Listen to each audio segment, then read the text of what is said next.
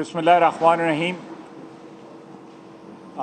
मैं सबसे पहले बरादरम साद रफ़ीक साहब को और सलमान रफ़ीक साहब को मुबारकबाद दूंगा कि एक तारीख साज फ़ैसला जो है अदालत उज़्मा ने दिया है और इंसाफ का बोलबाला हुआ है। ये फ़ैसला ना सिर्फ जो मौजूदा पस मंज़र है इस वक्त हाल का, बल्कि मुस्तकबिल में भी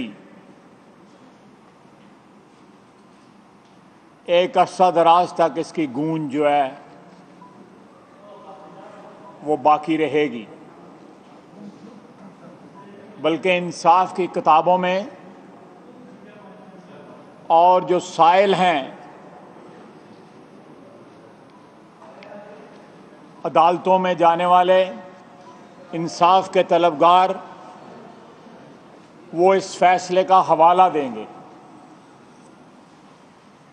ये एक संगे मील है। मैं अदलिया को सलाम पेश करता हूं और साथ ही साथ बरादरम साद रफ़ीक और सलमान रफ़ीक दोनों को खराज तहसीन पेश करता हूं कि उन्होंने मौजूदा निज़ाम के ख़िलाफ़ जहाद में जो सौबतें बर्दाश्त की हैं और इस गले सरे फसुर्दा ढांचे जो है हमारा कानून का, उससे अपनी इज़्ज़त नफ्स पे हमले भी जो है बर्दाश्त किए हैं। कैदोबंद की सौबतें बर्दाश्त की हैं, लेकिन पाया इस्तक़लाल में कोई लग़ज़श नहीं आई। वो आज भी एक चट्टान की तरह मेरे साथ खड़ा है, अपने कायद के साथ खड़ा है, अपने साथियों के साथ खड़ा है, अपने नज़रिए के साथ वफा का परचम लेके। ये एक ऐसे प्रोसेस का आगाज़ है जो इस बात की शहादत दे रहा है कि आने वाला वक्त जो है उसमें इंसाफ का बोलबाला होगा और कानून और अदारों को हुक्मरान जब अपनी ज़ाती अना के लिए, अपने ज़ाती अगराज़ व मकासद के लिए जब इस्तेमाल करते हैं तो किसी न किसी दिन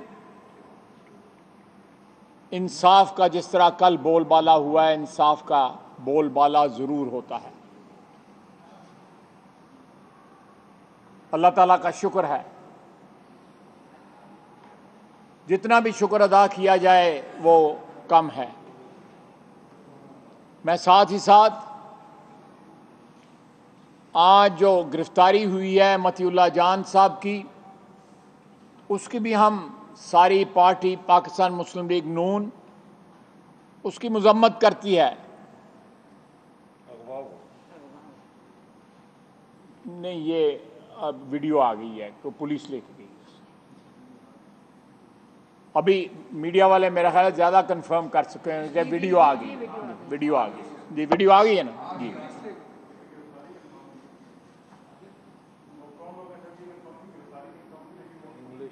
पुलिस लेके गई है ना जी जी। ये पुलिस की कस्टडी में उनको लिया गया है, जैसा कि आप दोस्त कंफर्म कर रहे हैं। जो इस वक्त किरदार मीडिया अदा कर रहा है और जिस तरह मीडिया में आवाज़ें बुलंद हो रही हैं इस हुकूमत के खिलाफ, 2 साल में जिस तरह काया पलटी है कि ऐसी ऐसी आवाज़ें जो कल तक इनकी हमायती थी, आज वो इनके सबसे बड़े क्रिटिक्स बन गए हैं। मतीउल्लाह ने मीडिया और सहाफ़त की आज़ादी के लिए पहले भी बात की और आज भी कर रहा था, और मेरा ख्याल है कल उनकी सुप्रीम कोर्ट में पेशी भी थी तौहीन अदालत के मुकदमे में। इस मौके पे उनको कस्टडी में लेना, उनकी आवाज को, सहाफत की आवाज को खामोश करने की एक अटेम्प्ट है जो नाकाम होगी। हम आज़ादी राय की वसीयत पार्टी के असेंबली के अंदर और असेंबली के बाहर हमायत करेंगे कि इस मुल्क में हर शख्स को तकरीर और तहरीर की आज़ादी होनी चाहिए, जो भी ज़ाब्ता अखलाक है उसके लिमिट में या उसकी हदूद में रह के। लेकिन अगर कोई शख्स, कोई सहाफ़ी, कोई सियासी वर्कर हुकूमत के खिलाफ बोलता है और उसको इस तरह निशाना बनाया जाएगा, तो हम भी उनकी आवाज़ में आवाज़ मिलाएंगे और एहतजाज के तमाम तर जो है ऑप्शंस जो हैं इस्तेमाल करेंगे।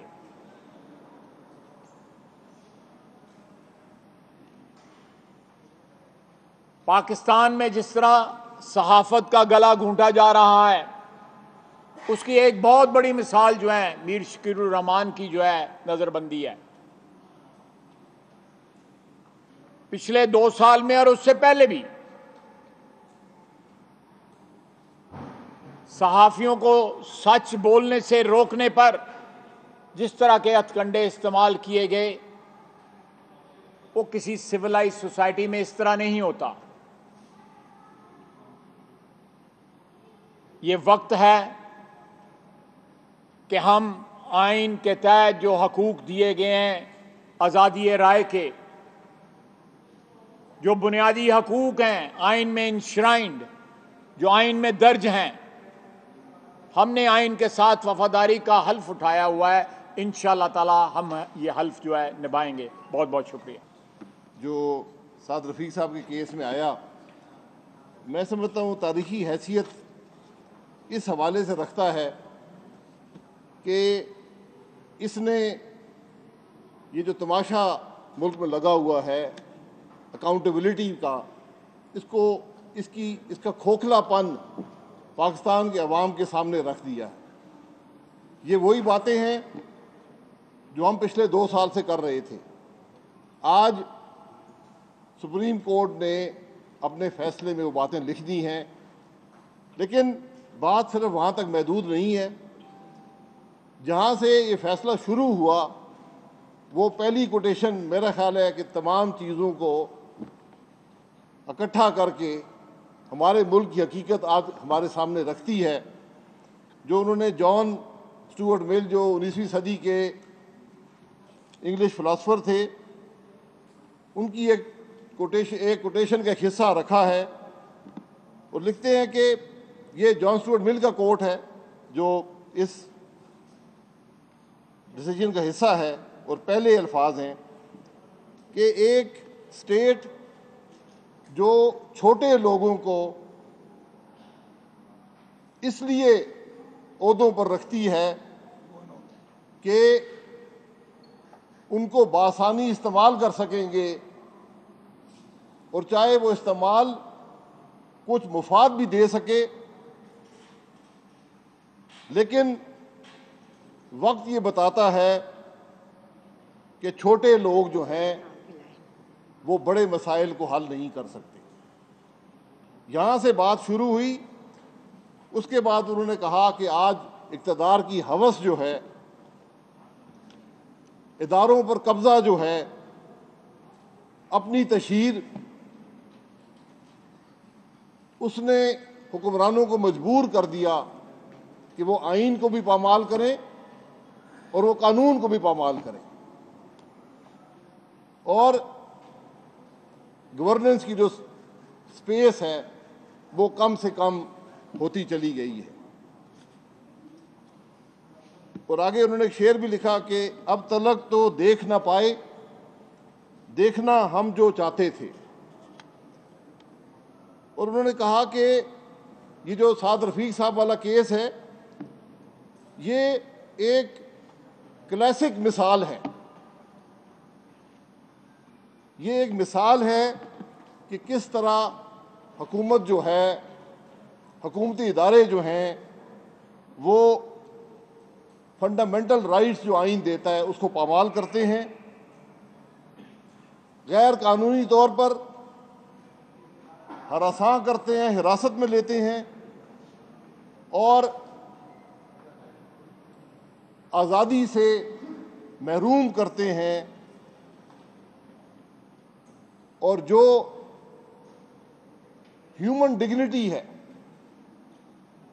जो इंसान की इज्जत है, जो आइन का में गारंटी किया गया है, उसको पामाल करते हैं। ये मामूली बातें नहीं है। ये आज सुप्रीम कोर्ट कह रहा है। हम इसको एक डिसीजन ना समझें। नैब के कंडक्ट के बारे में जो बातें लिखी हैं वो इतनी स्ट्रांग हैं कि मेरा ख्याल है कि आज नैब और हुकूमत मिलकर ये फैसला कर लें कि इस इदारे को ख़त्म करें। कि जब सुप्रीम कोर्ट ये लिख दे कि ये केस जो है ये कानून से लाताल्लुकी की आला मिसाल है, utter disregard for law, fair play, equity और प्रोप्राइटी, यानी ना आपको कानून की परवाह है, ना आपको अखलाकी कदरों की परवाह है, ना आपको इंसानी कदरों की परवाह है। ये सुप्रीम कोर्ट ने नैब की हकीकत लिखी है अपने फैसले के अंदर। और साद रफीक साहब के बारे में लिखा है कि 15 महीने भी रिमांड में रखने और जेल में रखने के बाद कोई ताल्लुक, एक तो केस की हकीकत कोई नहीं है और उस केस जिसकी हकीकत नहीं है उसके साथ रफीक साहब का उससे ताल्लुक वो दिखा नहीं सके। और ये मामला सिर्फ इस केस में नहीं, हर केस की यही हालत है। और वो सुप्रीम कोर्ट लिखता है कि ये केस जो बनते हैं इनके पीछे सिर्फ एक मकसद नजर आता है कि जिन पर इल्ज़ाम लगाया जाता है उनको हरासा किया जाए, उनको महीनों तक जेलों में डाला जाए और उनकी और उनके खानदान की हतक की जाए। ये सुप्रीम कोर्ट लिखता है। वो कहता है कि हमारा आइन जो है वो प्रोटेक्शन देता है सिटीजन को। इंसाफ का बुनियादी तकाजा है कि जब तक आपके खिलाफ सबूत मुहैया नहीं होता, इनोसेंट अनटिल प्रूवन गिल्टी, ये इंसाफ का तकाजा है। हमारा आइन भी यही कहता है। वो कॉन्स्टिट्यूशनल गारंटीज हैं डिग्निटी की, ऑनर की, लिबर्टी की, फ्रीडम की और प्रॉपर्टी की। आज नैब इन सब को पामाल करता है। और उन्होंने लिखा कि सिर्फ आज से नहीं, 20 साल से जब से नैब बना है, ये एक टूल है ऑपरेशन का और विक्टिमाइजेशन ऑफ पॉलिटिकल ओपोनेंट्स का, यानी अपोजिशन को दबाने का एक आला है ताकि इक़्तिदार को तूल दिया जाए। ये अल्फाज सुप्रीम कोर्ट के हैं, मेरे नहीं हैं। मैं इसलिए बड़ी केयरफुली ये बातें आपके सामने रख रहा हूँ। और उन्होंने कहा कि नैब के अमल ने अवाम के अंदर इस इदारे की जो क्रेडिबिलिटी है और इम्पार्शियलिटी है उसको ख़त्म कर दिया है। और ये इदारा जो पॉलिटिकल डिवाइड है, यानी अपोजिशन को तो पकड़ता है लेकिन इसको उससे हद दर्जे बड़े वो करप्शन के स्कैंडल नजर नहीं आते जो हुकूमती बेंचों पर बैठे हुए लोग कर रहे हैं। और अपोजिशन को तो महीनों और सालों जेल में रखा जाता है, जबकि नैब का कानून खुद कहता है कि 30 दिन में रेफरेंस फाइल करके केस को पूरा करना है। तो ये हकूक़ की पामाली है। और ये जो दावे किए जाते हैं कि नेशनल इंटरेस्ट है, इस पर भी इस फैसले में बड़ी वाज़ेह हकीकत लिख दी गई है कि ये जो नैब आलाकार बना हुआ है, जो इसके हथकंडे हैं, ये नेशनल इंटरेस्ट को सर्व नहीं कर रहे, ये मुल्क के मुफाद में नहीं है, बल्कि they are causing irretrievable harm to the country, nation and society in multiple ways। Chairman NAB इसी अदालत के जज रहे हैं। अगर इन अल्फाज को समझते हैं तो वो जानते हैं कि उनका अगला अमल क्या होना चाहिए। मुझे बताने की ज़रूरत नहीं है। इतनी इंसान में इखलाकी जुर्रत होनी चाहिए कि जब एक आला तरीन अदलिया एक इदारे के बारे में ये बात कर ले, फिर उस इदारे का वजूद नहीं रहता। आज ये इदारा जो मर्जी करता रहे, इसका कोई वजूद नहीं है। और हम इसी इदारे के खिलाफ खड़े हुए। बड़ा आसान था कि सिर झुका लेते। साद रफ़ीक के लिए बड़ा आसान था कि कोई कहता जी मैं तकरीरें नहीं करूँगा आपके खिलाफ, मैं असेंबली में नहीं बोलूँगा, मैं आपकी बातें मान लूँगा। हुकूमत के सामने सर झुकाने से साद रफ़ीक ने फैसला किया कि मैं मुकाबला करूँगा। आला तरीन अदलिया में गए और आला तरीन अदलिया ने अपोजिशन के मौक़िफ़ की सिर्फ हिमायत नहीं की, उन्होंने उससे आगे बढ़कर नैब की हकीकत को पाकिस्तान के अवाम के सामने नंगा कर दिया है।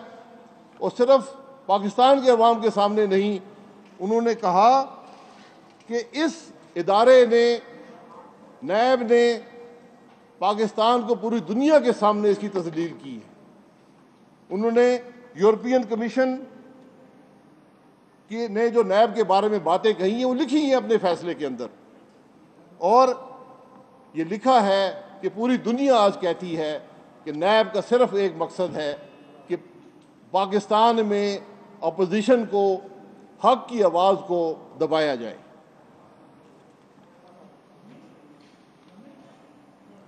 और उन्होंने ये भी लिखा कि नैब को ये बात नहीं भूलनी चाहिए कि जो इख्तियार कानून देता है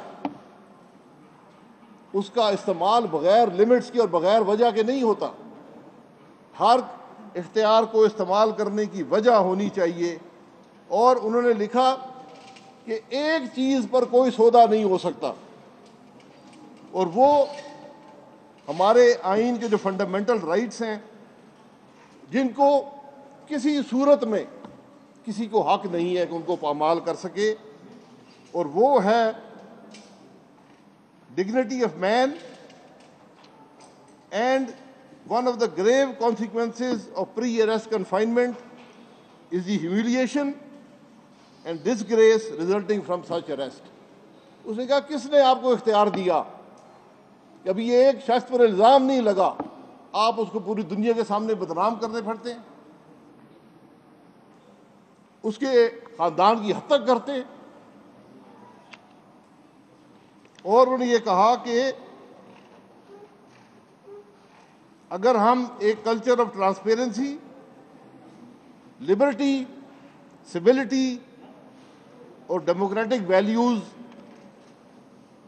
कायम नहीं करेंगे तो फिर हमारी जो ख्वाहिश है कि मुल्क में इंसाफ होगा या मुल्क पुरअमन होगा या मुल्क का इंतज़ाम मुल्क चल सकेगा, तो ये मुमकिन नहीं है।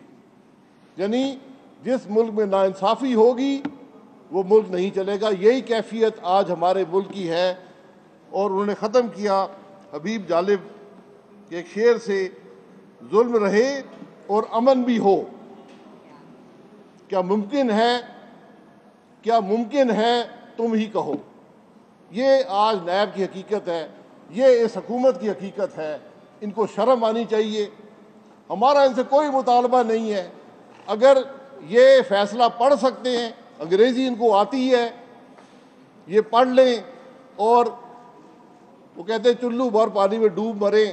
ये आज हमारे मुल्क की हकीकत है जो सुप्रीम कोर्ट ने अयां कर दी।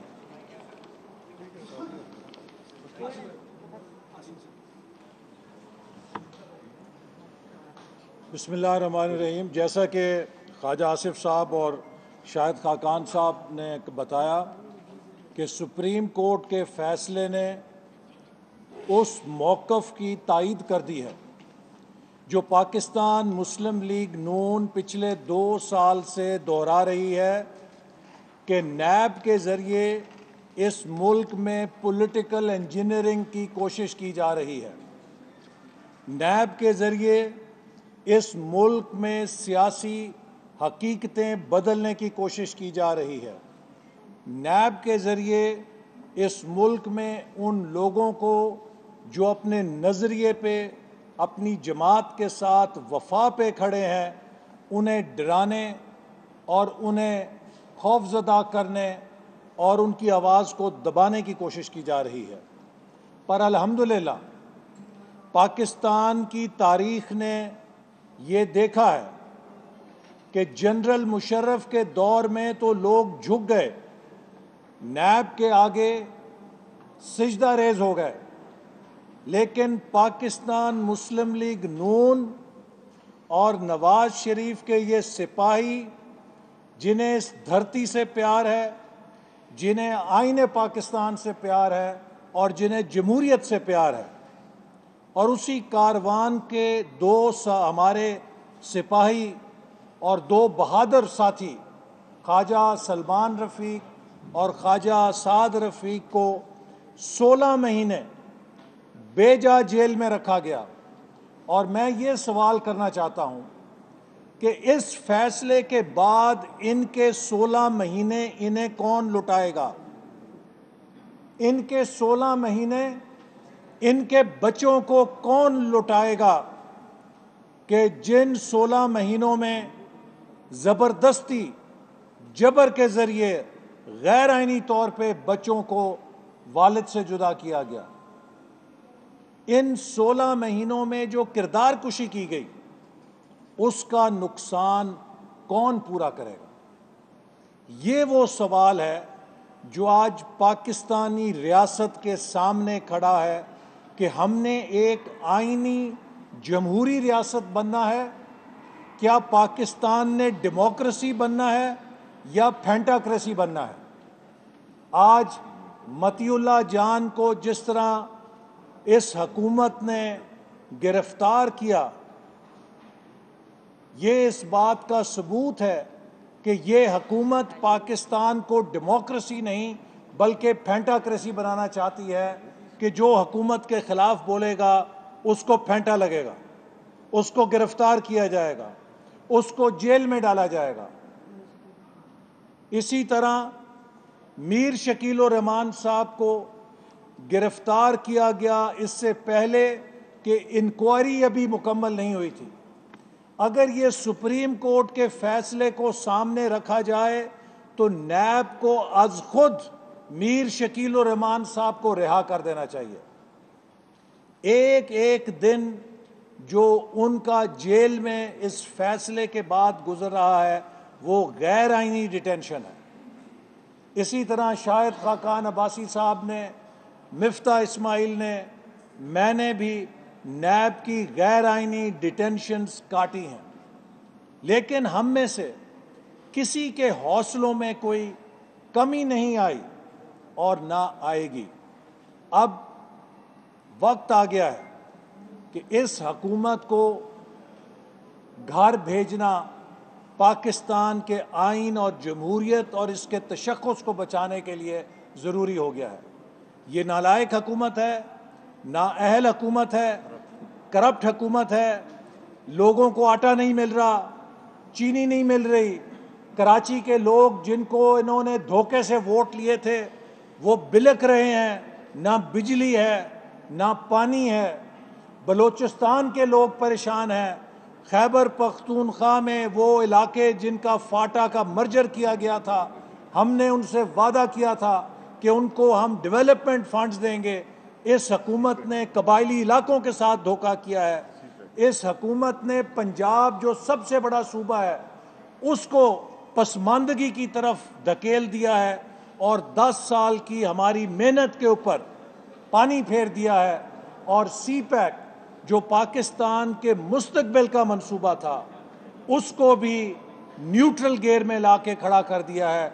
और हर रोज़ मुस्लिम लीग नून के मंसूबों की ट्वीटें चलती हैं कि जनाब ये मंसूबा ये हो गया।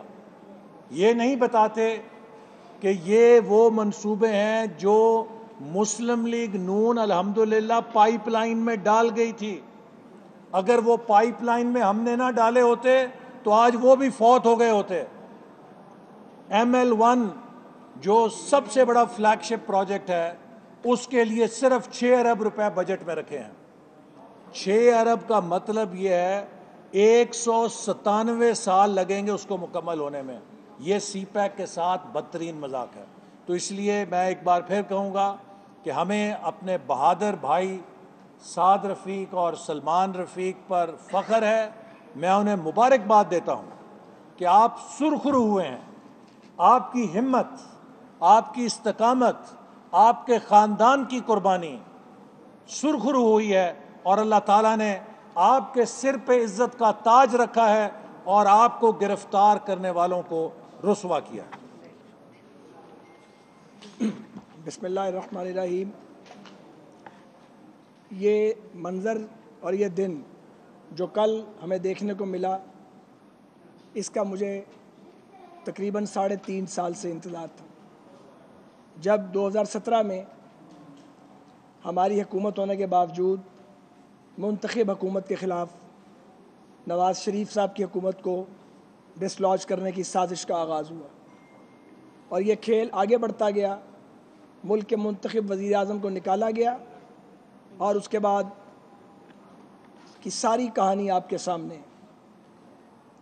मुझे बहुत अफसोस से कहना पड़ता है कि पाकिस्तान में ये पहली बार नहीं हुआ।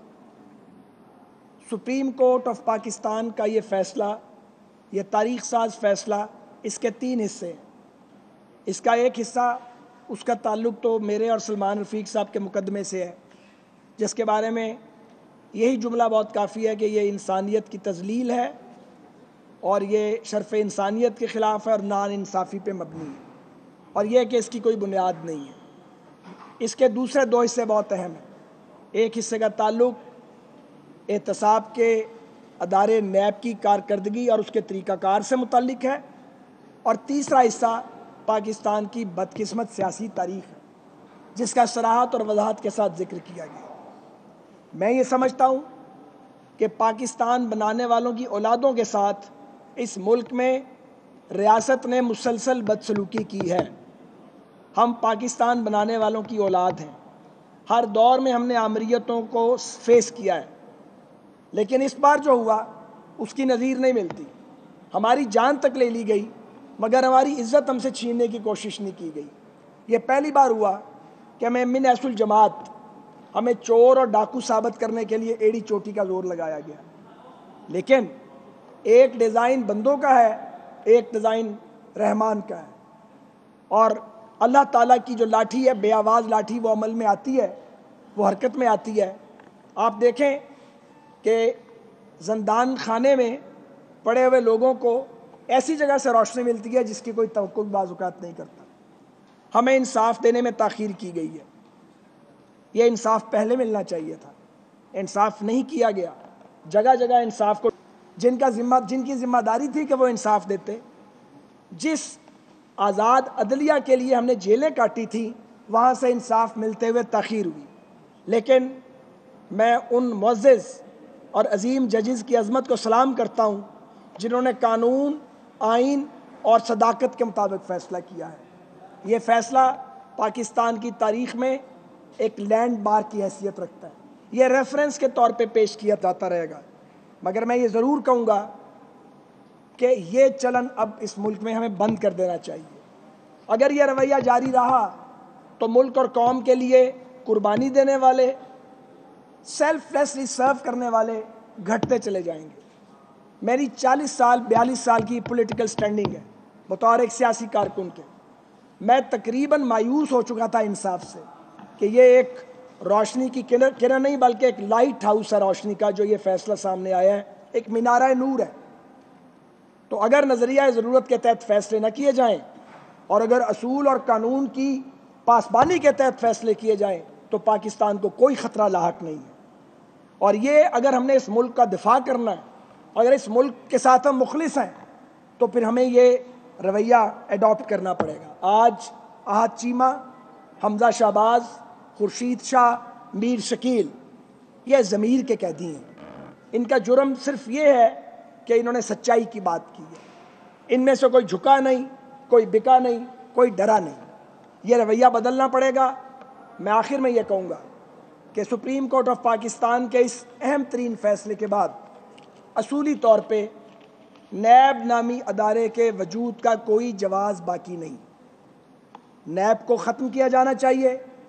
एहतसाब का नया कानून पार्लियामेंट को तश्कील देना चाहिए और ऐसा अदारा बनाया जाए जो आज़ाद और ख़ुद मुख्तार हो, जो हुकूमतों की रियासती ताकत की जो गिरफ्त है उससे आज़ाद हो, ताकि जिसने लूट मार की है वो कैफरे किरदार तक पहुँचे। वाज़े तौर पर लिखा गया कि पॉलिटिकल इंजीनियरिंग के लिए यूज़ किया गया। बदकिस्मती से अपनी पैदाइश से लेके आज तक एहतसाब के नाम पे इस मुल्क में आर्म ट्विस्टिंग की गई। यह दौर किसी का भी था, अब वो वर्स्ट कैफियत में है। तो लाजम है ये पार्लियामेंट पर, पाकिस्तान की तमाम सियासी जमातों पर कि वो नई कानून साजी करें। हम इस सिलसिले में अपनी जिम्मेदारी शायद अदा नहीं कर सके, मुझे ये कहने में कोई बात नहीं है। हम पुरज़्म हैं, अपोजिशन पुरज़्म है, हुकूमत को भी हिम्मत करनी चाहिए। और अगर हम चाहते हैं कि इस मुल्क में करप्शन का ख़ात्मा हो, तो बजाय करप्शन की कालक मुखालफिन के चेहरे पर मलने के और करप्शन की उस पूरी ड्राइव को नाकाम बनाने के, नए कानून के तहत नया अदारा बनना चाहिए। क्योंकि मैं ये कहना चाहता हूँ आखिर में कि ये मैंने नैब को डील किया है, वहाँ इंसाफ का माहौल बदकिस्मती से नहीं है। अगर कोई एक फ़र्द वहाँ इंसाफ देना भी चाहता है, वो माहौल ऐसा है जो उसको इंसाफ नहीं करने देता। वहाँ पे आप इस ड्रैकोनियन लॉ के तहत, ये जो काला कानून है जो पुराना बना हुआ है, जो एक डिक्टेटर ने उसके अंदर ड्रैकोनियन जो आर्टिकल्स हैं वो ऐड किए थे, अगर ये कानून रहेगा तो आप किसी फरिश्ते को भी यहाँ पे ले आएँ, वो भी वहाँ पे डिलीवर नहीं कर सकता। बहुत शुक्रिया।